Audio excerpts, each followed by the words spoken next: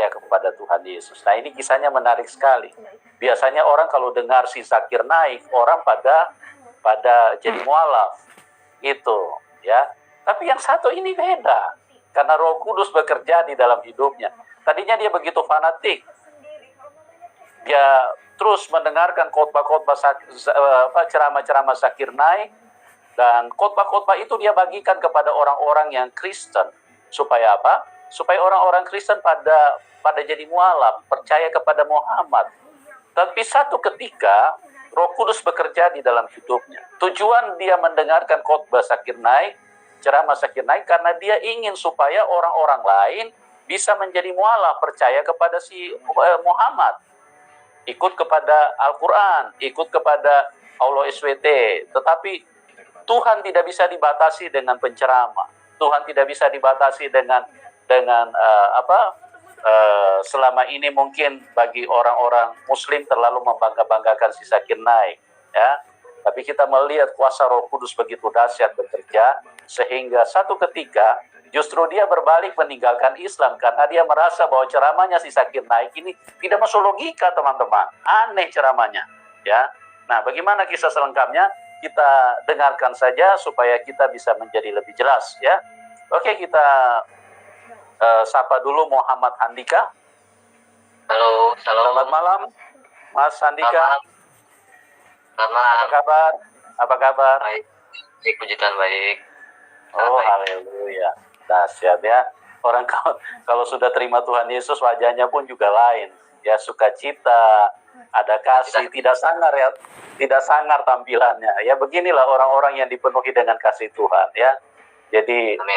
Ada satu kelembutan, tidak tampak kekerasan, tidak tampak kejahatan, karena Tuhan Yesus itu dahsyat, ya. Mas Andika, terima kasih ya sudah mau hadir dan mau berbagi, dan teman-teman sudah pada nunggu untuk mendengarkan bagaimana Anda punya benteng pertahanan yang selama ini Anda bangga-banggakan, bahkan sering mendengarkan si Zakir naik. Toh pada akhirnya Roh Kudus bekerja, Anda justru berbalik dan meninggalkan Islam. Oke, Mas Andika, silakan Anda bisa saksikan, dimulai dari latar belakang dulu tentunya, ya, supaya orang-orang paham seperti apa Anda di Islam dulu. Dan kemudian bagaimana Anda bisa berbalik meninggalkan Islam. Silakan Mas Andika. Saya mau menyanyikan satu lagu pujian, boleh? Boleh, silakan. Tuhan. Ini lagu pertama kali saya. Ya, nanti saya kesaksian dah di situ. Sebentar, maaf.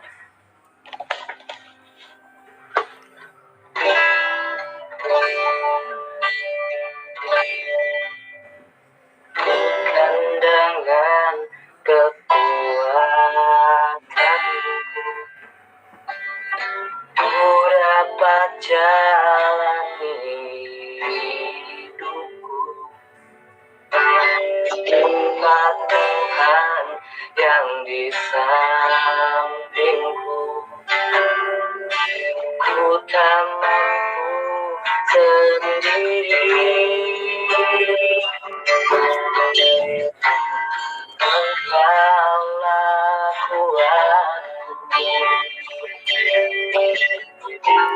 yang menopangku, ku pandang wajahmu dan berseru, pertolonganku datang darimu. Pegangan tanganku, melepaskan, Kaulah harapan dalam hidupku.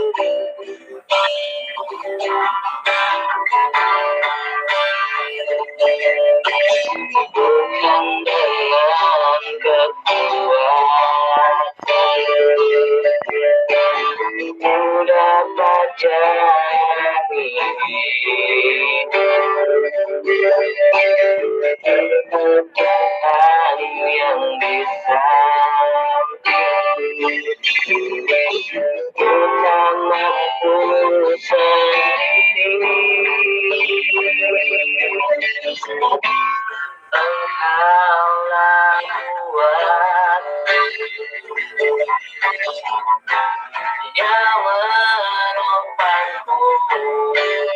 Gembiranya wajahmu dan bercerita, pertolonganku datang dari peganglah tanganku, jangan lepas gerak, kau rapat dalam diri.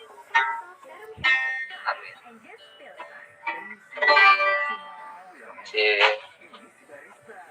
Halo, salam, selamat malam. Kenalkan, nama saya Muhammad Handika Febianto. Usia saya 23 tahun. Saya lahir di Jakarta. Punya campuran darah Madura. Mama saya Madura, almarhum kakek saya Madura. Saya mau menceritakan masa kecil saya yang menurut saya sangat pahit ya. Saya cuma hidup sama mama,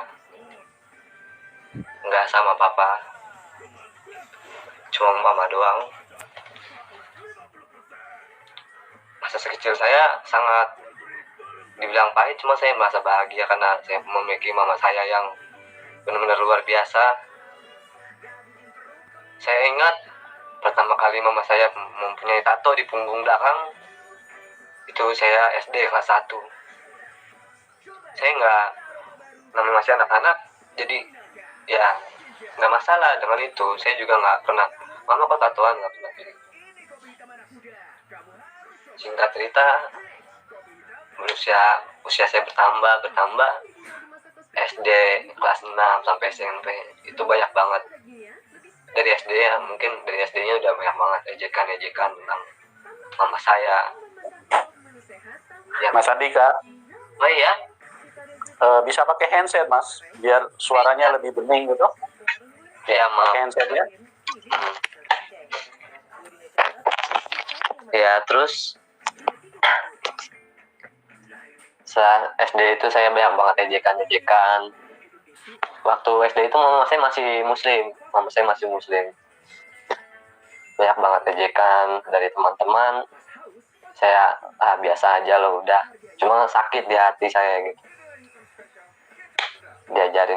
Saya dari kecil diajarin ngaji, disuruh sholat, suruh ngaji, suruh sholat gitu-gitu aja terus dari SD itu. Karena ya mungkin emang almarhum kakek saya juga kan karena orang Madura yang agamanya Islamnya itu sangat kental ya di sana. Jadi mungkin dari situ saya emang harus diajarkan kelas kayak gitu. Cuma saya pernah dengar cerita saya waktu umur saya berapa, yang saya heran, katanya kan di Muslim itu kalau orang lahir itu harus diajari. Tapi saya lahir itu nggak diajani, benar-benar nggak diajani sama papa saya. Nggak diajanin. Saya heran di situ. Saya selalu bertanya-tanya, sampai sekarang pun saya bertanya-tanya kenapa seperti itu. Saya mau bertanya sama papa saya juga nggak mau gitu, karena udah cukup tahu gitu kan. Singkat ceritanya, tahun 2012 mama saya mengenal Tuhan. Saya nggak pernah tahu apa alasannya mama saya pindah keyakinan. Saya nggak pernah tahu karena dia juga nggak pernah cerita. Cuma dia pernah cerita sedikit ya, nggak terlalu terbuka. Cuma yang dia omongin, katanya kalau di Islam itu kalau tatoan katanya nggak diterima sholatnya, ngajinya juga nggak diterima.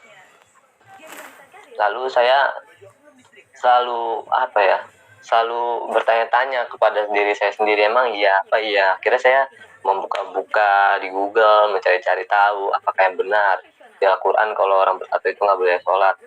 Cuma nggak ada jawaban sama sekali. Cuma banyak omongan dari orang-orang yang benar. Karena kan wudhu itu kan harus suci kan. Jadi karena kalau tatonya kena air wudhu itu nggak sah katanya.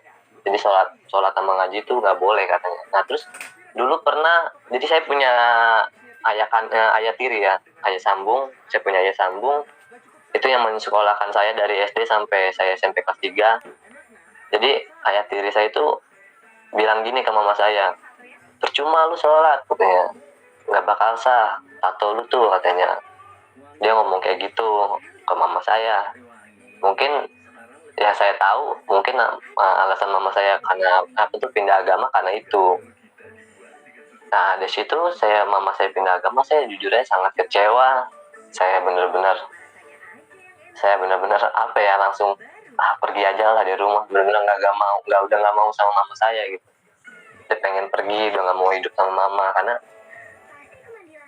apa ya, saya tahu ya, dulu itu yang saya tahu Kristen tuh udah kafir gitu loh, kafir, udah masuk neraka lah intinya, ajaran sesat. Tapi yang anehnya ya mungkin emang Tuhan sudah memilih saya dari kandungan. Amin.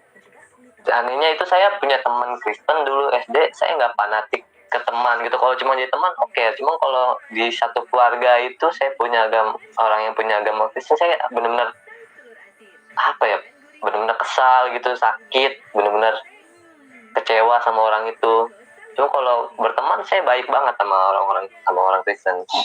Cuma mungkin karena orang yang disayang gitu. Cuma emang yang saya tahu juga emang itu Kristen itu pasti bakalan masuk neraka, kafir.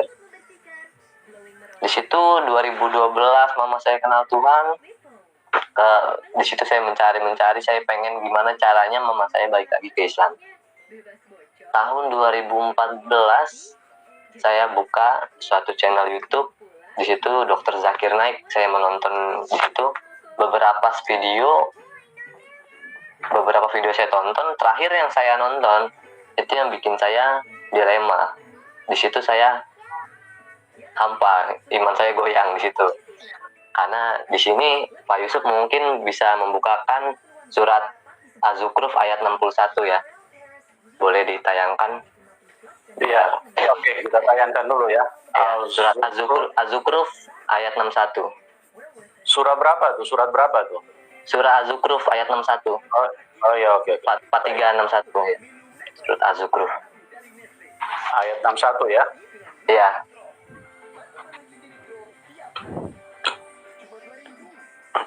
Sebentar ya teman-teman, kita share screen dulu ya supaya tampilan bisa di layar.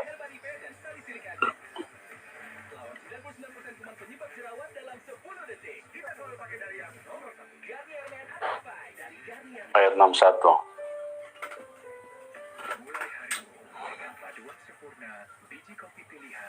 Nah, di sini jadi saya menonton Dr. Zakir Naik itu, ada yang bertanya seseorang ke Dr. Zakir Naik tentang ayat ini.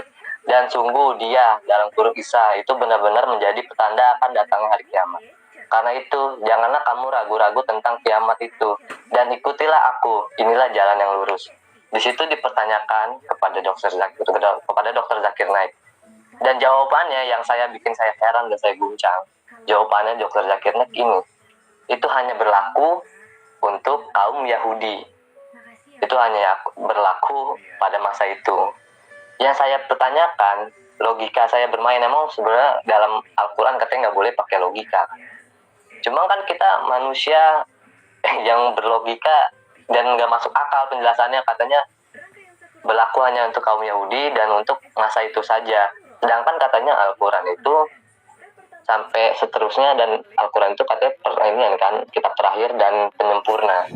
Kalau emang penyempurna berarti kan berlaku untuk selamanya. Dari situlah iman saya goyang iman saya selalu bertanya-tanya. Saya sholat juga udah ya nggak niat gak niat, jadi sholat kemana-mana pikirannya. Kadang pas lagi berdoa nggak sholat, cuma kayak kosong gitu, nggak ada apa-apa, malah lari kemana-mana, pikirannya malah main. Aneh gitu loh. Selalu pernah juga saya berdoa kayak gini, kalau emang Tuhan itu yang saya jalanin ini saat ini benar gitu, tolong apa ya, maksudnya kalau emang saya berdoa kayak gini, kalau emang yang saya jalanin ini salah, tolong kasih saya jalan yang benar. Saya selalu berdoa seperti itu kalau sholat. Saya kadang suka bertanya, sholat tuh ngapain sih, kok selalu harus ngadep kiblat? Terus di Islam kenapa sih harus Al-Quran harus bisa bahasa Arab gitu loh. Saya selalu bertanya-tanya tentang itu. Nah, akhirnya 2015 2019 kemarin ya, itu benar-benar saya ini banget ya, benar-benar saya mencari banget gitu loh. 2019 mama saya jatuh sakit itu dalam 1 tahun 2019 itu mama saya 5 kali masuk rumah sakit. Dan situ saya sebelumnya saya putar balik ke belakang. Sebelumnya mama saya akhirnya menjelaskan kenapa mama saya pindah agama, pindah keyakinan itu karena mama saya pernah menantang Tuhannya orang Kristen dan itu dikabulkan. Itu nyata, ada bayang-bayang kayak gitu. Itu alasannya. Jadi saya mengerti gitu loh.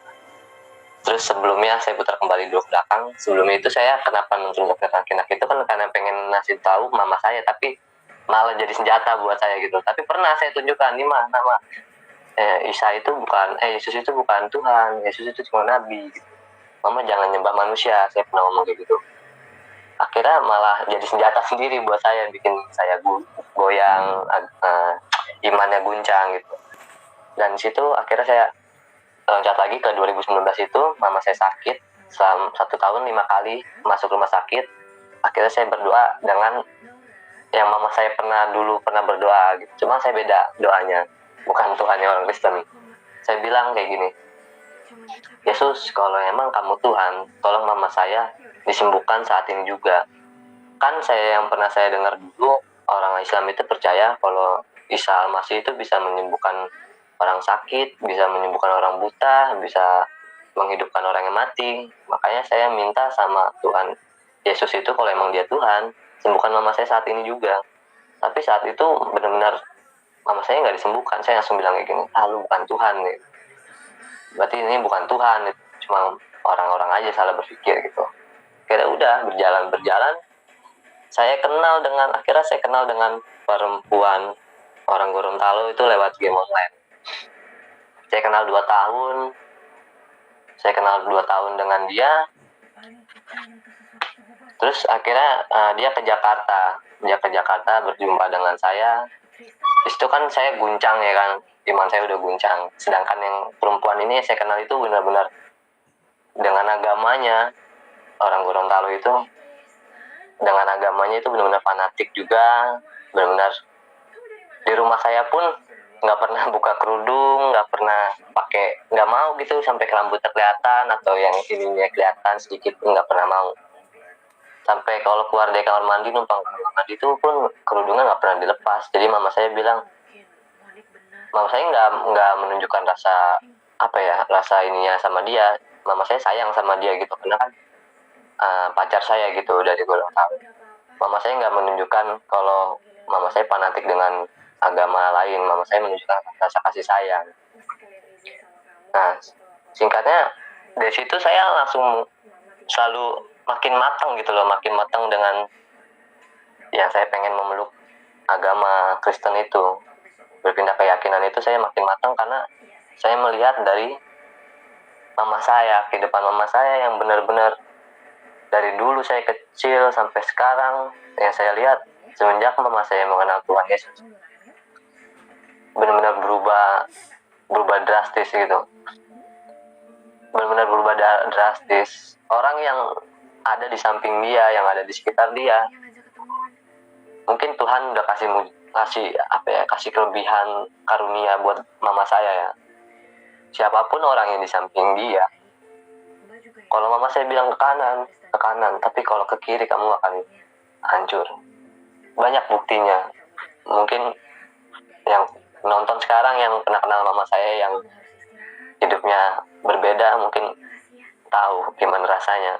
Dari situ saya langsung berpikir, mama semenjak pindah keyakinan kok hebat banget. Yang jadi baik banget orangnya. Jadi pokoknya itulah yang bikin saya makin matang. Itu juga yang bikin saya makin matang untuk ikut Yesus Kristus. Akhirnya singkat ceritanya, perempuan yang saya kenal ini, pacar saya ini datang ke Jakarta untuk menemui saya. Dia hanya 5 hari di sini, diterima baik sama mama, dibelikan sejadah juga, dibelikan mukena juga untuk dia bisa sholat di rumah. Baik banget pokoknya mama saya itu. Saya sedih Jadi maaf kalau ngomongnya terbata-bata. Situ saya coba ngomong kayak gini dalam hati saya pas saya kenal sama perempuan ini. Tuhan maafkan saya gitu. Maksudnya kan saya udah guncang. Kenapa harus memilih perempuan yang sholatnya nggak pernah ditinggalin, yang kerudungnya benar auratnya nggak mau kelihatan gitu loh. Kenapa harus memilih perempuan yang kayak gitu sedangkan iman saya tuh guncang. Saya udah ngomong dalam hati saya sendiri. Sekali saja Tuhan Yesus itu menunjukkan mujizat kepada saya, menunjukkan kehadirannya untuk saya akan pindah agama. Saya pernah ngomong hampir setiap hari gitu. Saya mundur ke belakang sedikit juga. Dari setiap hari itu saya di rumah dengan beda keyakinan itu sama mama saya setiap hari selalu pujian kan sama Kak Rizky. Selalu pujian, nyanyi pakai gitar, dengerin di YouTube, itu kencang banget ya. Kencang banget, itu saya semakin rajin sholat di masjid. Mama saya pujian, saya sholat. Di situ saya mungkin panas juga dengernya. Akhirnya saya nyari cara, Pak. Pakai handset, main game serencang-rencangnya. Kadang kalau lagi nggak main game, mereka pujian, saya tutup kuping pakai bantal. Saya tutup kuping sambil ngedumel hati, sambil marah-marah gitu. Apa sih gitu. Sering diejek juga sama teman-teman, malu Kristen ya, ini kafir ya, murtad. Itu bener-bener wah, sakit banget itu di situ. Teman-teman tongkrongan saya, karena kan teman-teman tongkrongan saya juga kan dia sering ikut ulama-ulama gitu, berkumpul pengajian gitu. Jadi saya sendiri yang punya orang tua yang Kristen, jadi ya wajar aja kalau saya di tongkrongan itu selalu ada omongan, malu Kristen ya gini-gini, wah murtad gitu, bilangin ceng gini, bilangin dik Islam lagi. Pokoknya papa saya sendiri, papa kandung saya sendiri pun bilang begitu. Bilangin mama no katanya, masuk Islam lagi, sesat tuh katanya, dosa, kafir katanya, kita masuk neraka. Yang jangan diri saya yang udah goyang dalam hati saya, ya biarin aja keyakinan orang beda-beda. Dalam hati saya gitu, saya cuma diemin aja papa saya gitu, nggak mau menjawab, karena semakin kita jawab orang yang nggak tahu siapa itu Tuhan, ya percuma. Karena udah yang bener kata Pak Yusuf tadi, dikelilingin jin. Dulu saya juga dikelilingin jin, iblis, jadi panas kalau dengar lagu kayak gitu, dengar lagu pujian panas. Jadi itu lagu yang tadi pertama saya buka dengan lagu pujian, itu lagu yang pertama saya suka gitu. Jadi walaupun saya tutup kuping, pakai handset, itu selalu di motor kalau lagi jalan atau di kamar mandi atau di mana gitu, kalau saya lagi sendiri, saya suka nyanyi. Tapi tiba-tiba langsung nyebut, astagfirullahaladzim, ya Allah, kok gue nyanyi kayak gitu sih, kayak gitu. Kok gue nyanyi lagu pujian, ngapain ya gitu. Gitu kan, langsung istighfar gitu, astagfirullah kayak gitu. Dan saya juga mau mundurkan ke belakang lagi, karena saya terlalu sedih jadi agak lupa ceritanya. Jadi mundur ke belakang lagi itu di tahun 2019 juga apa 2020 kalau nggak salah. Jadi ya tahun 2020 saya mau menonton bioskop di suatu mall Matahari sama mama saya. Jadi hari Minggu itu Natal, mama saya ke gereja, emang udah janjian, mama saya ke gereja, saya nonton, nanti ketemuan pulangnya. Di situ di lantai 2, kalau ke kanan kita ke bioskop, ke kiri itu gereja. Pas saya bertiga sama Kak Rizky yang mama saya tuh sampai di lantai 2 di lift, langsung disambut sama teman mama saya. Dan kebetulan saya kenal sama teman mama saya. Saya langsung dirangkul, langsung dibilang, puji Tuhan, udah kenal Yesus. Dalam hati saya, apaan sih? Orang masih Islam gitu loh. Dalam hati itu langsung kesel banget, emosi banget. Cuma karena saya menghargai yang teman mama saya ini dan saya menghargai mama saya, jadi ya udahlah, terima aja. Jadi saya dirangkul ke dalam gereja. Di situ benar-benar hati saya, waduh, kecewa banget sama mama saya. Benar-benar saya marah banget, pokoknya marah banget sama dia.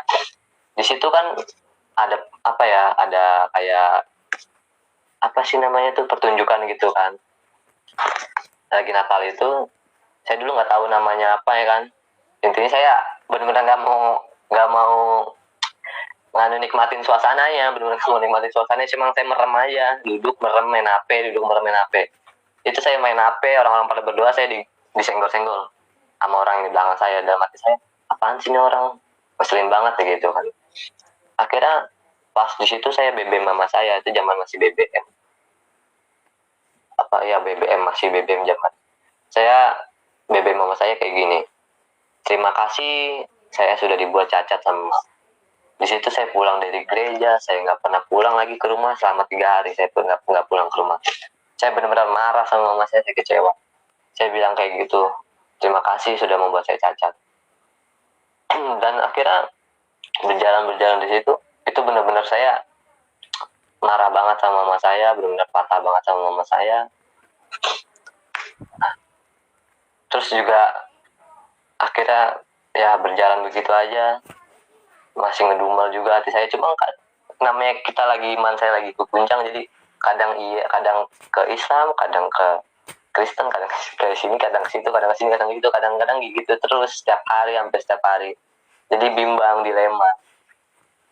Terus akhirnya mama saya melayani orang dalam gangguan jiwa. Mama saya melayani ODGJ di jalan. Di situ saya nggak mau ikut. Mama saya ngajak, ayo ini kerjaan yang mulia. Saya nggak mau ikut karena saya paling males berurusan sama orang Kristen. Karena penontonnya semuanya orang Kristen. Di situ mama saya melayani. Mama saya dari dulu emang udah sering melayani orang dalam gangguan jiwa, cuma nggak pernah di-upload ke YouTube. Karena mama saya nggak mau diumbar-umbar tentang kebaikan. Cuma banyak yang mendukung, katanya biar bisa bertemu dengan keluarganya, bisa ini itu. Jadi mama saya mengadakan masukan di YouTube itu, Aibeto channel YouTube-nya. Terus saya diajak mama saya nggak pernah mau karena berurusan dengan orang Kristen. Akhirnya tapi lama-kelamaan saya mau membantu. Saya akhirnya mengedit videonya, saya mengedit video ODGJ-nya. Tapi saya patah di situ karena saya melihat suatu komenan yang seperti ini. Saya yakin AA bakalan ikut Yesus Kristus. Itu saya marah banget itu sama orang itu. Banyak sekali komenan itu, saya patah. Saya di situ nggak mau ngedit lagi. Saya sempat berhenti. Saya bilang nggak mau lagi berurusan dengan orang Kristen. Saya ini nggak mau sama sekali. Sumpah demi apapun dulu ya. Saya nggak mau ikut Yesus Kristus itu. Cuma karena guncang, jadi gimana ya? Aneh gitu rasanya, guncang-guncang gitu. Iman saya ngambang. Cuma intinya itu, saya nggak mau ikut Yesus Kristus. Akhirnya udah saya mengedit itu berhenti, kadang ikut lagi. Akhirnya saya ikut, sebelum kenal Yesus saya ikut pelayanan sama mama saya, ikut melayani orang gangguan jiwa, cuma tidak mendalam. Karena saya males, itu yang saya bilang tadi, saya males dengan berurusan dengan orang Kristen. Karena selalu ngomongin tentang Yesus itu Tuhan, itu saya langsung panas kuping saya. Pernah teman mama saya ngajakin ngobrol kayak gitu, saya langsung tinggalin orang gereja.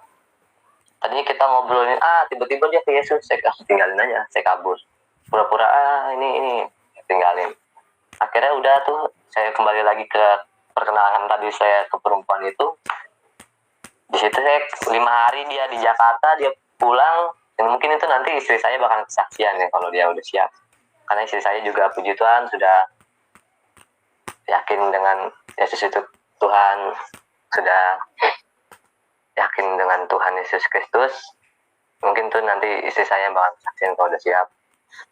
Jadi di situ saya selalu berpikir kan tentang pas lagi kenal sama perempuan ini, saya berpikir kenapa harus kenal dengan perempuan ini sedangkan saya gimana, saya guncang gitu loh. Akhirnya dia 5 hari di sana, kembali lagi ke Jakarta untuk proses menikah. Di situ pada hari saya lupa. Di situ perempuan ini nangis, pacar saya ini nangis setelah ngobrol sama mama saya. Nggak tahu apa yang diobrolin, intinya perempuan ini nangis.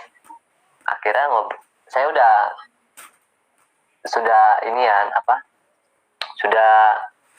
punya niat, udah pengen ngomong ke dia kalau ini iman saya guncang, tapi saya nggak ngomong. Akhirnya saya menikah, saya menikah sama dia. Di situ sebenarnya saya baru tahu sekarang ternyata mama saya sebenarnya nggak setuju karena mama saya tadinya mau menyelamatkan saya. Kenapa harus datang perempuan berhijab yang nggak pernah mau buka hijabnya di rumah dan nggak mau kelihatan auratnya. Mama saya pujian dia sholat ini, padahal walaupun mama saya memberikan mukena, memberikan sedia dada, tapi dalam hati mama saya kan, saya mau menyelamatkan anak saya, kenapa harus datang kamu gitu. Mungkin itu bakalan jadi kesaksian untuk istri saya nanti kalau dia sudah siap dirinya.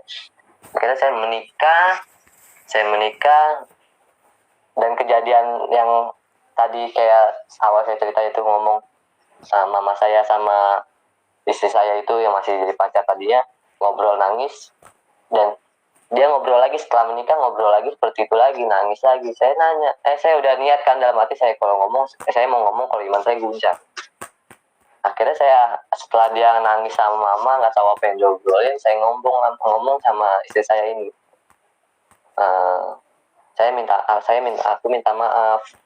aku minta maaf kalau baru-baru ini aku baru ngomong sama ke kamu. Setelah kita menikah, aku baru berani ngomong seperti ini. Aku udah janji sama Tuhan Yesus, aku menantang Tuhan Yesus dan dikasih jawabannya, dan sekarang aku udah terima Tuhan Yesus sebagai Tuhan aku. Jadi kalau kamu emang mau pisah sama aku, kita baru nikah baru beberapa minggu nikah, kita beberapa minggu nikah. Kalau kamu mau pisah, silakan. Kamu mau pulang, aku ongkosin. Dia nangis di situ, dia nanya, emang apa yang kamu minta sama Tuhan? Kok kamu sampai percaya dia Tuhan gitu?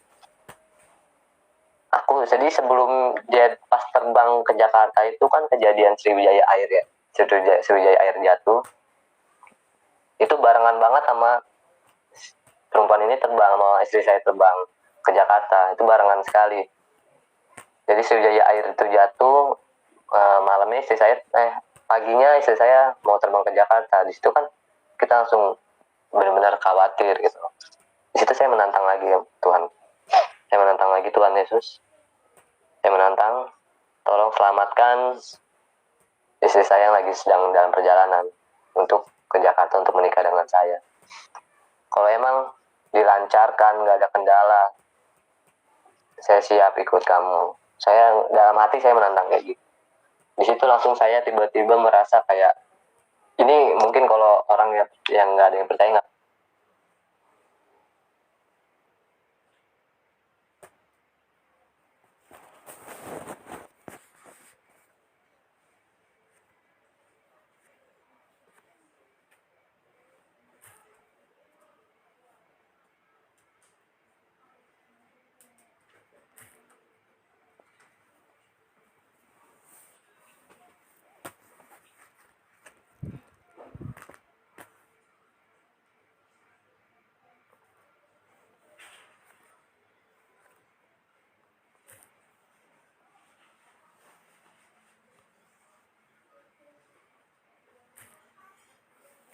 Ini saya ngerasain sendiri karena pindah agama. Saya nggak bilang juga kalau saya menantang Tuhan.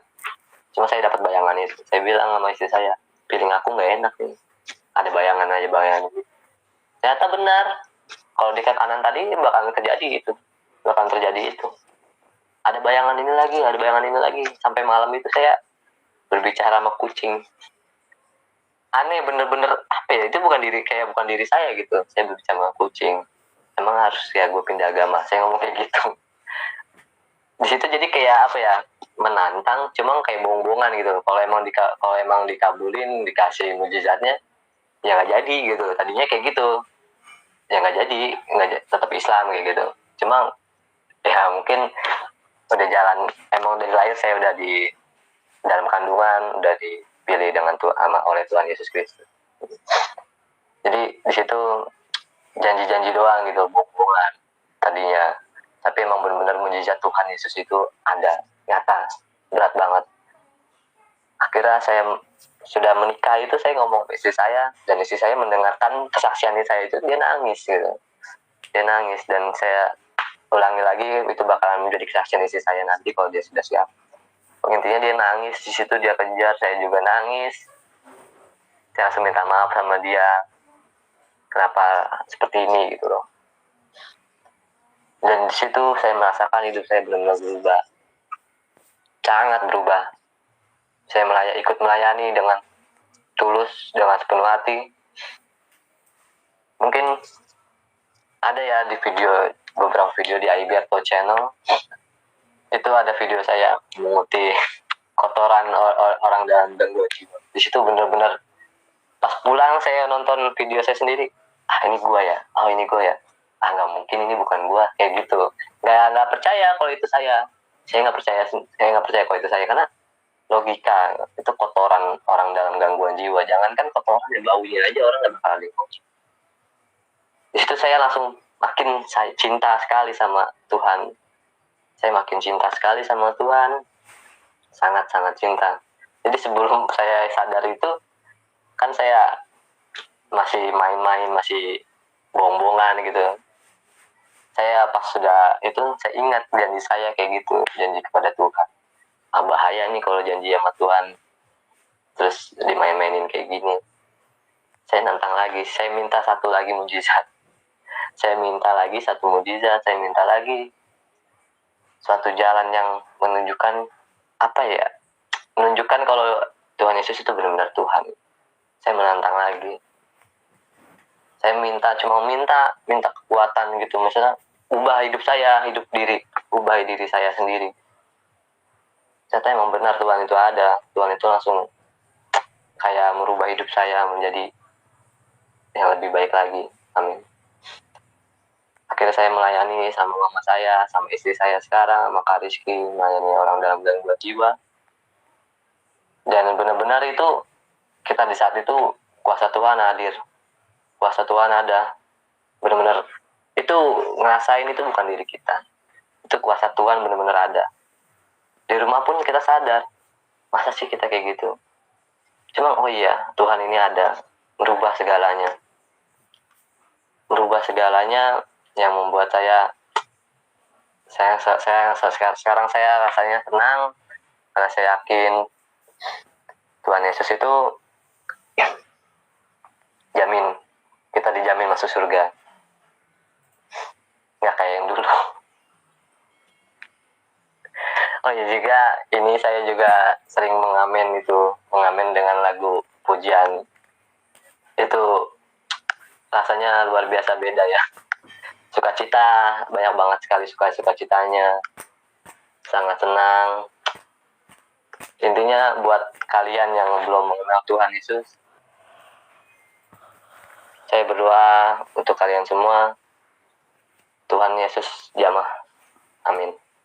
Tuhan Yesus bakalan hadir di hidup kalian, menerangi kalian semua.